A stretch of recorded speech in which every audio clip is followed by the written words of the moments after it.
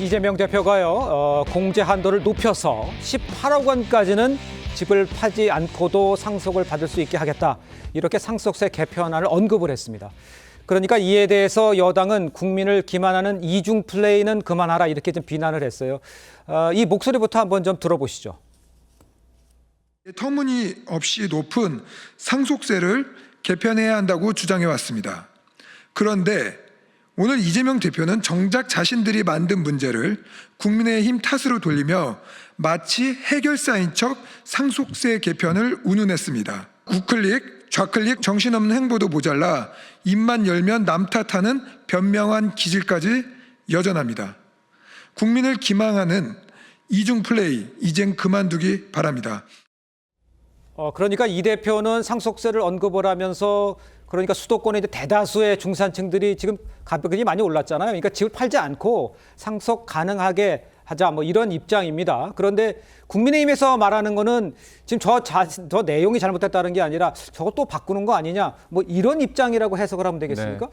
제가 볼 때는 이게 작년에 이른바 종부세 얘기도 나오면서요. 상속세 얘기가 여야에서 언급이 됐었습니다. 예. 그러다가 종부세 속된 말로 간을 보다가 민주당에서 이제 백도를 했습니다. 네네. 그러니까 결국 세금 문제는 굉장히 많은 사람한테 영향을 주기 때문에 접근이 신중해야 되고 여야가 합의를 해야 되는데 그렇죠. 사실 민주당이 상속세 얘기를 할 때 항상 얘기했던 게 뭐냐면 부자 감세 프레임이었습니다. 그런데 이제 그때 저희가 주장했던 게 뭐냐면 말씀하신 것처럼 서울의 아파트 값이 50% 이상이 10억 원이 넘습니다. 맞아요. 결국 상속세를 낼 수밖에 없기 때문에 그런 논의가 있었는데 그거는 국민의힘에서 먼저 문제를 제기했는데 그런 얘기가 없는 것이냐 갑자기 본인이 얘기하면서 이 문제 풀어야 되는 거 아니냐 네. 이렇게 얘기를 했다는 거죠. 예. 사실상 그 반도체 특별법 52시간 예외도 우리가 52시간 예외를 두자고 계속 얘기했는데 본인이 갑작스럽게 본인이 이게 문제이기 때문에 해결하는 듯한 이렇게 이슈를 빼앗아 가는 듯한 모습을 연출했습니다. 네. 그래서 저희는 뭐냐면 지금의 상황에서 동의할 수 있는데 우리는 실제로 공제 금액과 여러 가지도 방법이 될 수 있고 또 하나는 세율 자체를 줄이는 것도 있고요. 그다음에 지금의 우리나라는 유산세입니다. 뭐냐면 부모가 남긴 전체 재산에 대해서 세금을 내기는 건데 네네. 유산 취득세는 각자 자녀들이 받은 세금, 금액에 대해서 세금을 내는 거거든요.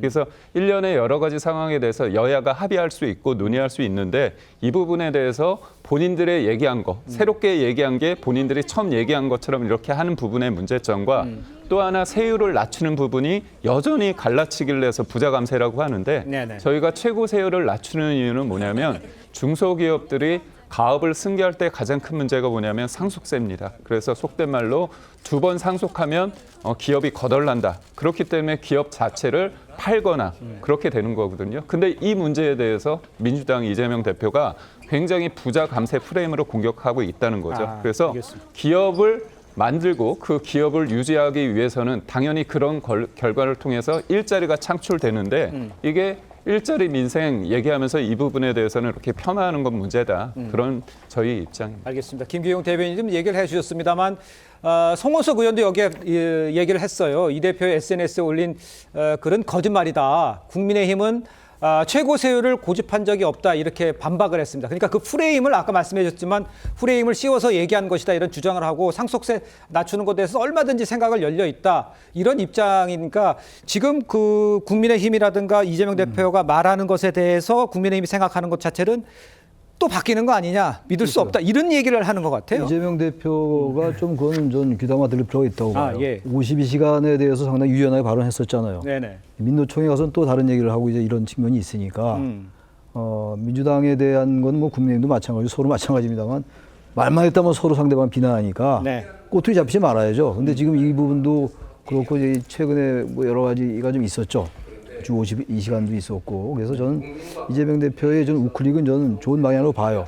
왜냐하면 이게 진보나 보수 정당이 서로 어쨌든 영역을 확장해 나가려 하는 거 아니겠어요? 대선이 예. 뭐 곧 열릴지 안 열릴지 모르겠습니다만 과거 2012년도에 박근혜 대표가 경제민주화 진보적 의제를 먼저 드린 게 그때 새누리당이었다고요. 네. 이거는 전혀 탓할 게 아닌데 좀 우클릭하면서 중도로 확장을 하고 또 국민의힘도 좀 좌파적인 정책도 좀 받아들이고 이렇게 가야 돼요. 그래서 예. 양쪽 정당이 좀 이렇게 중간을 수렴하는 이른바 이게 망나 정당이라고 그러는데 그걸 망나형 정당, 캐치올 파티 모든 정책을 이제 수렴한다 해서 그렇게 가는 게 현대 정당의 추세예요. 네. 근데 문제는 이제 이재명 대표가 자꾸 이제 이 우클릭에 대한 걸 하지만 이게 진정성이 없다고 비난하는 거 아니에요 지금 국민의힘이. 그러니까 그런 부분에 있어가지고 민주당이 좀 일관된 메시지를 낼 필요가 있다. 그러니까 A 정책은 좀 진보 정책을 내고 B 정책은 좀 우파 정책을 내고 말이죠. 그러나 한 가지 정책에 대해서 이랬다 저랬다 하면 말이죠. 말이 왔다 갔다 하면 그건 신뢰를 상실할 수밖에 없죠. 알겠습니다. 그러면서 약간 이제 이재명 대표나 민주당이 그런 건 국민의힘이 약간 비난의 수준이 높은데 예.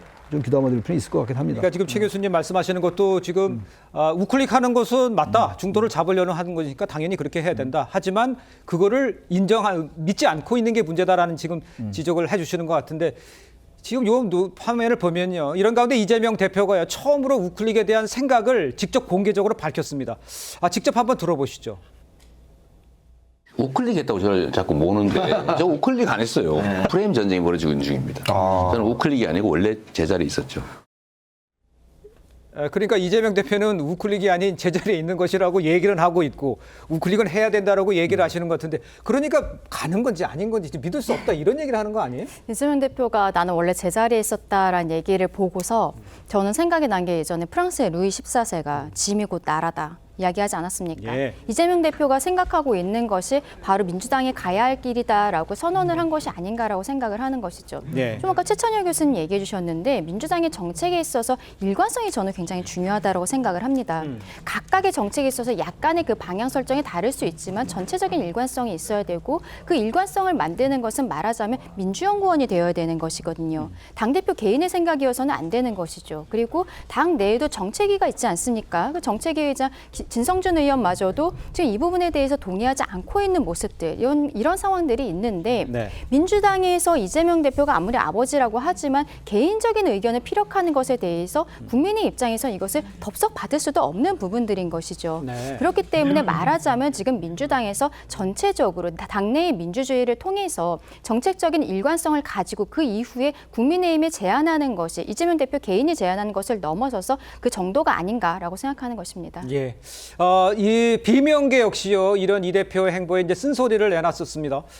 이 대표를 만난 김경수 전 지사는요. 당의 노선을 바꿀 때는 좀 신중해야 한다. 이렇게 직언을 하기도 했는데 이 대표는 이제 연일 통합 또 포용 이런 얘기도 하고 있습니다만 그 성치윤 부의장께는 이렇게 여쭤볼게요. 지금처럼 이재명 대표가 얘기하는 것이 이게 진짜 믿을 수 있는 건가 없는 건가 이런 생각도 가지고 있고 본인이 김경수 전 지사를 만날 때도 자리에는 앉았지만 차 한잔하지 않고 그냥 네 알겠고 수긍만 했지 특별히 대안을 내놓는 것도 아닌 것 같고 이런 것에 대해서는 어떻게 평가를 해야 되는 겁니까? 근데 자꾸 진정성, 우클릭 이런 얘기 하는데 민주당의 기본 원칙은 계속해서 흔들리지 않고 있다고 봅니다. 어떻게 흔들리지 않는 겁니까? 노동시간 같은 노동정책 관련 같은 경우는 노동시간을 단축해야 된다는 대원칙은 변하지 않습니다. 예. 그렇기 때문에 그때 반도체 특별법이나 그런 이야기가 이슈가 터졌을 때 주 4일제도 제안을 해보고 뭔가 조금 더 유연하게 52시간은 건 유지하면서도 특정 직군에 대해서 특정 소득 단위에 대해서는 좀 예외를 적용하는 그런 것도 한번 논의해보자라는 이 대원칙을 바꾸지 않으면서 얘기한 겁니다. 이 감세한 것도 얘기는 부동산 그것도 마찬가지입니다. 부자 감세는 안 된다라는 대원칙은 흔들리지 않습니다. 거기에서 부동산 가격의 현실적인 반영 이것들을 하자. 근데 국민의힘에서는 최고세율 여전히 계속 주장하고 계시잖아요. 그렇기 때문에 국민의힘이 만들어 놓은 거에서 어떻게 보면 민주당이 일부 수용하는 걸 수도 있겠죠. 그런 그림이 그려지는 걸 수도 있는데 그러면 좋아야 하는 건 아닌가요?